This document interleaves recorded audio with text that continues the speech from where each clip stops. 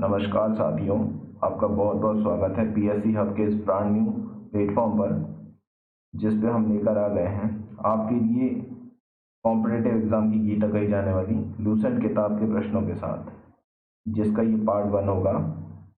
इसे पढ़ाने का पर्पस सिर्फ इतना है कि हम आपका फाउंडेशन बना सकें, जिसके बाद आपके लिए इसी प्लेटफॉर्म पर हाई लेवल कंटेंट भी उपलब्ध कराया जाएगा। वैसे तो ये कंटेंट भी कतई छोटा नहीं है। जिस तरह से किसी बच्चे को दौड़ने से पहले चलने सीखना होता है ना, ठीक उसी तरीके से आपके लिए ये आधार को विकसित करने के लिए एक इनिशिएटिव लिया गया है पीएससी हब के द्वारा। इसमें आपको जो कंटेंट प्राप्त होगा लूसेंट जीके से संबंधित, आप पाएंगे कि यूट्यूब में वो कंटेंट उपलब्ध होता है, लेकिन उस तरीके से नहीं मिलेगा जिस तरीके से आपको क्लियरिटी के साथ में प्रोवाइड कराया जाएगा।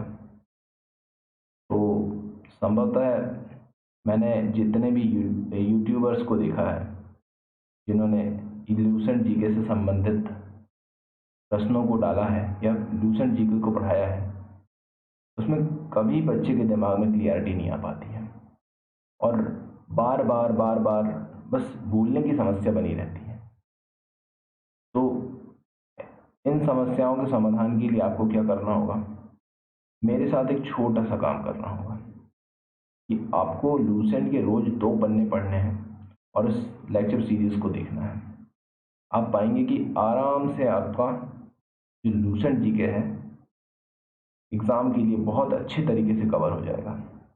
और फिर भले ही वो कोई सा भी एग्ज़ाम क्यों ना हो, पीएससी हो, एसएससी हो, रेलवे हो, सारा जीके तो वही आना है। आपको बिल्कुल टेंशन लेने की ज़रूरत नहीं है। आप हमारे साथ में लगातार बने रहिए और ये जो लेक्चर सीरीज बनने जा रही है उसका पूरा लाभ उठाइए। ये बिल्कुल फ्री कंटेंट है और आपके लिए है, ठीक है। तो हम स्टार्ट करते हैं इस लेक्चर को।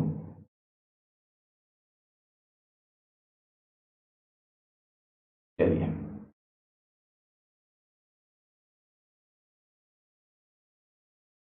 हम स्टार्ट करते हैं पहले क्वेश्चन से। भगवान बुद्ध को ज्ञान की प्राप्ति कहाँ हुई? तो आंसर होगा बोध गया में। भगवान बुद्ध को ज्ञान की प्राप्ति कहाँ हुई? बोध गया में। आर्य समाज की स्थापना किसने की है? स्वामी दयानंद सरस्वती ने।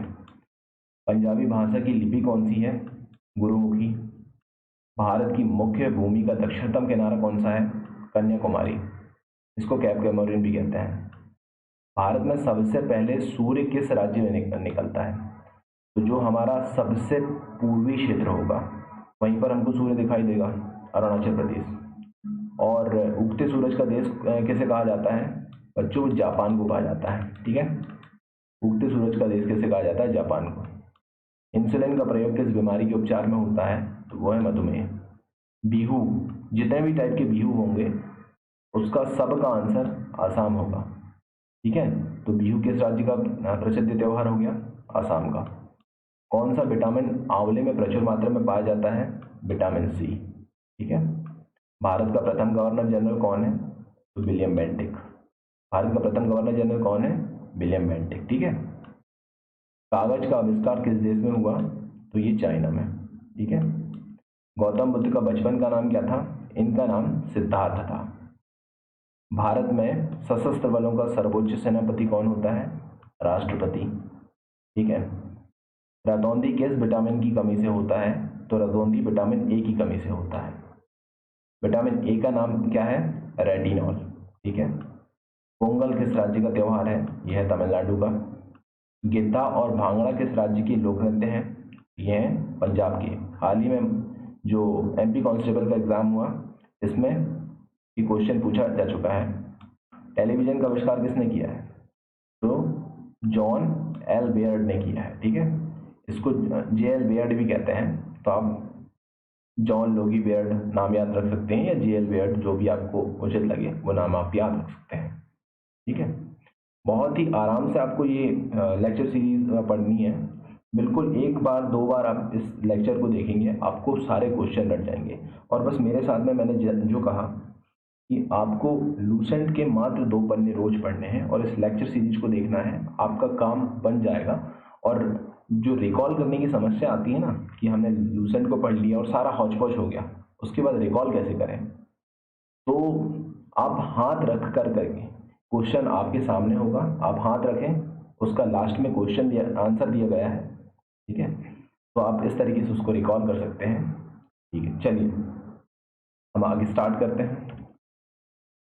भारत की पहली महिला शासिका कौन थी? तो ये है रजिया सुल्तान। ठीक है। मछली किसकी सहायता से सांस लेती है? तो मछली में गलफड़े होते हैं सांस लेने के लिए। इंकलाब जिंदाबाद का नारा किसने दिया था? भगत सिंह ने। जलियांवाला बाग हत्याकांड कहाँ हुआ और कब हुआ? तो 1919 ईस्वी में अमृतसर में हुआ था जलियांवाला बाग हत्याकांड। 1939 ईस्वी में कांग्रेस छोड़ने के बाद में सुभाष चंद्र बोस ने किस दल की स्थापना की थी? तो ये फॉरवर्ड ब्लॉक की स्थापना किए थे। ठीक है। पंजाब केसरी किसे कहा जाता है? लाला लाजपत राय को पंजाब केसरी कहा जाता है। सैंडर्स की हत्या किसने की थी? तो भगत सिंह ने सैंडर्स की हत्या की थी। 1857 ईस्वी के विद्रोह में किसने अपना बलिदान सबसे पहले दिया था? तो मंगल पांडे ने अपना बलिदान सबसे पहले दिया था। भारत की पहली महिला राज्यपाल कौन थी? जिनका नाम है सरोजिनी नायडू। ये कहाँ की थी? उत्तर प्रदेश की। माउंट एवरेस्ट पर 2 बार चढ़ने वाली पहली महिला कौन थी? संतोष यादव। ठीक है। इनको संतोष नहीं मिल रहा था तो एक बार नहीं 2 बार चढ़ गई। ठीक है। इस तरीके से आप याद कर सकते हैं। ब्रह्म समाज की स्थापना किसने की? राजा राम मोहन राय ने ब्रह्म समाज की स्थापना की। कब की थी? तो 1828 में की थी। ठीक है। बात करें स्वामी दयानंद सरस्वती का मूल नाम क्या था? इनका मूल नाम मूलशंकर था। ध्यान से याद कीजिएगा, स्वामी दयानंद सरस्वती का ये क्वेश्चन कई बार पूछा जा चुका है। इवन 27 नंबर का क्वेश्चन भी कई बार पूछा जा चुका है। ब्रह्म समाज की स्थापना राजा राम मोहन राय। स्वामी दयानंद सरस्वती का मूल नाम क्या? मूलशंकर। वेदों की ओर लौटो का नारा किसने दिया? दयानंद सरस्वती ने। रामकृष्ण मिशन की स्थापना किसने की? स्वामी विवेकानंद ने। वास्को डी गामा भारत कब आया? तो 1498 में भारत आया। ठीक है। कालीकट बंदरगाह पहुंचा था जहां पर राजा जमोरिन ने उनका भरपूर स्वागत किया।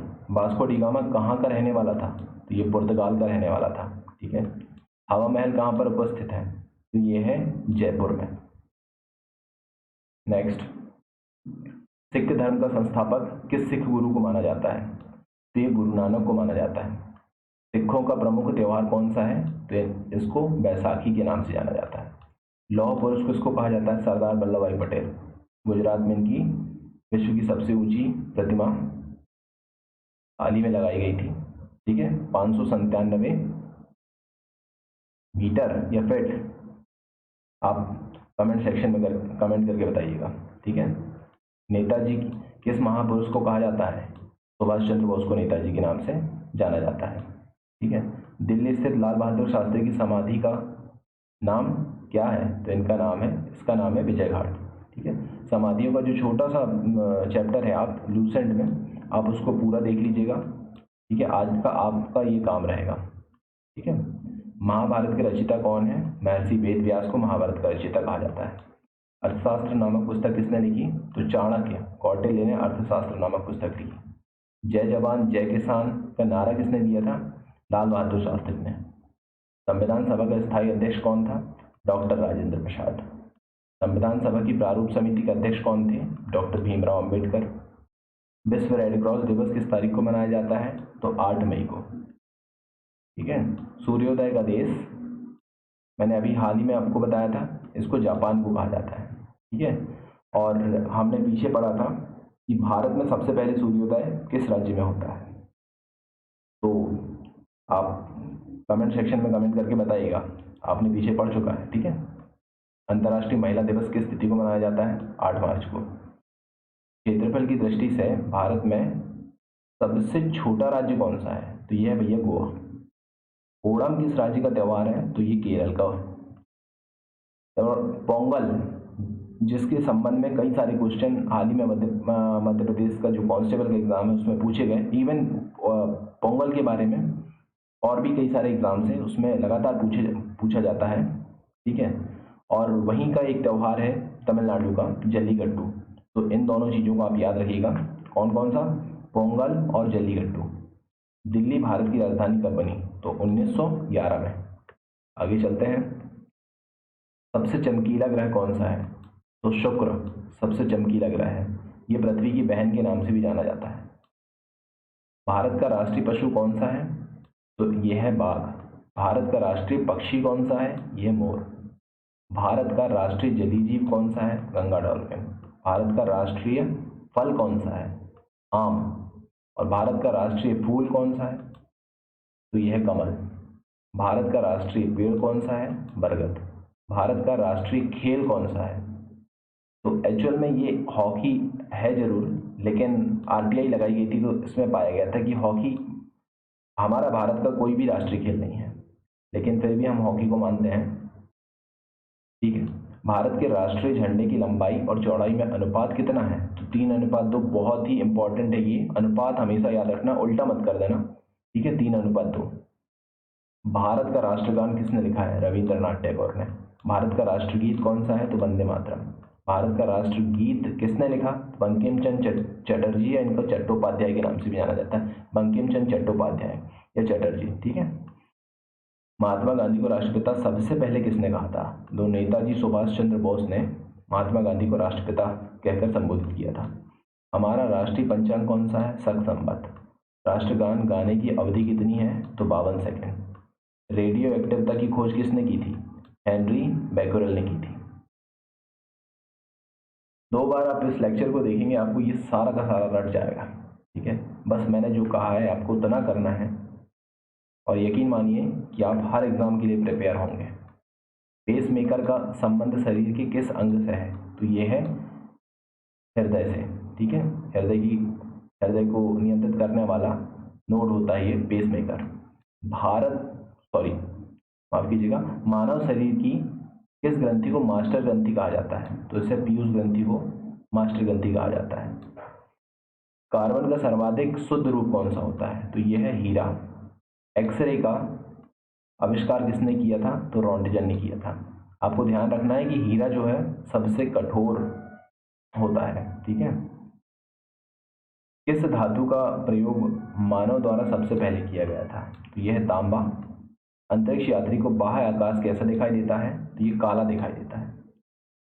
दूरबीन का आविष्कार किसने किया था? तो गैलीलियो ने।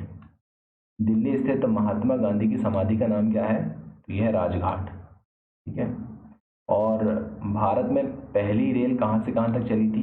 तो ये बंबई से ठाणे तक चली थी। ठीक है। भारत में पहली बार मेट्रो रेल किस नगर में आरंभ की गई थी? तो ये कोलकाता में। भारत में रेल का आरंभ किस सन में हुआ था? तो ये है 1853 में। ठीक। प्रथम भारतीय अंतरिक्ष यात्री कौन थे? इनका नाम है स्क्वाड्रन लीडर राकेश शर्मा। कब गए थे ये? 1984 में। ठीक है। भारत की प्रथम महिला मुख्यमंत्री कौन थी? इनका नाम है श्रीमती सुचेता कृपलानी। हरियाणा के पहले मुख्यमंत्री कौन थे? पंडित भगवत दयाल शर्मा। ठीक है। संयुक्त राष्ट्र संघ की स्थापना कब हुई थी? तो ये बहुत ही इंपॉर्टेंट डेट है बच्चों, इसे याद रखना है हमें। 24 अक्टूबर 1945। आप कई सारे एग्जाम्स में जब एग्जाम्स देंगे, आप धीरे धीरे आप जब तैयार हो जाएंगे, आप तब तक कई सारे एग्जाम्स में इसे देख चुके होंगे इस डेट को। नेक्स्ट क्वेश्चन, संयुक्त राष्ट्र संघ का मुख्यालय कहाँ पर है? तो ये है न्यूयॉर्क में। ठीक है। इसी तरीके से मेरे साथ में लगातार पढ़ते जाइए, आपको बिल्कुल टेंशन लेने की जरूरत नहीं है। तो आगे चलते हैं हम। प्रथम भारतीय अंतरिक्ष यात्री तो मैंने ये सब पढ़ा चुका, सुचेता कृपलानी, भगवत दयाल शर्मा। हरियाणा के पहले मुख्यमंत्री थे भगवत दयाल शर्मा। ठीक है। ये हम 24 अक्टूबर 1945 की डेट भी पढ़ चुके हैं। और संयुक्त राष्ट्र का मुख्यालय कहाँ पर? न्यूयॉर्क में। संयुक्त राष्ट्र संघ के पहले महासचिव कौन थे? तो इनका नाम था ट्रिगवेली। ये कहाँ के थे? नॉर्वे के। ठीक है। इस समय संयुक्त राष्ट्र संघ के कितने सदस्य देश हैं? तो 193 टोटल सदस्य देश हैं संयुक्त राष्ट्र संघ में। संयुक्त राष्ट्र संघ सुरक्षा परिषद के कितने देश सदस्य होते हैं? तो 15 जो देश होते हैं संयुक्त राष्ट्र सुरक्षा परिषद के सदस्य होते हैं, जिसमें 5 परमानेंट मेंबर होते हैं और 10 ऑब्जर्वर मेंबर होते हैं। ठीक है। और यदि संयुक्त राष्ट्र के बाद में यदि कोई इंटर गवर्नमेंटल संस्थान है यूनाइटेड नेशंस के बाद में, तो वो हमेशा ध्यान रखना, वो है, माफ कीजिएगा मैं थोड़ा सा भूल रहा हूँ, उसका नाम है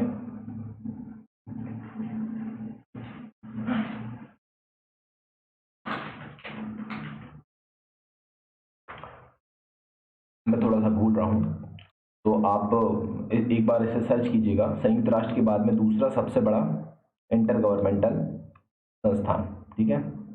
तो क्या है, आप कमेंट सेक्शन में कमेंट करके बताइएगा, नहीं तो मैं अगले लेक्चर में आपको जरूर कंफर्म करवा दूंगा, ठीक है। बहुत ही इंपॉर्टेंट है वो भी, और 1969 में बना था। मुझे उसका सन याद आ रहा है, देखिए मुझे उसका नाम याद नहीं आ रहा है। और उसमें सदस्य देशों की संख्या भी 57 है, इतना भी बता देता हूँ। चलिए कोई बात नहीं, हम आगे डिस्कस कर लेंगे इसको। संयुक्त राष्ट्र संघ की सुरक्षा परिषद में कितने स्थायी सदस्य होते हैं? तो इनका ये हैं 5। कौन कौन से स्थायी सदस्य हैं? यूएसए, यूके, ठीक है, इसके बाद में फ्रांस, 3 हो गए, यूएसए, यूके, फ्रांस, और फिर एक हो गया CRFU, ये हो गया चाइना, ये हो गया रशिया, ये हो गया फ्रांस, यूएसए और यूके। ये टोटल 5 मेंबर होते हैं, ये 5 परमानेंट सीट होती हैं इनकी संयुक्त राष्ट्र सुरक्षा परिषद में।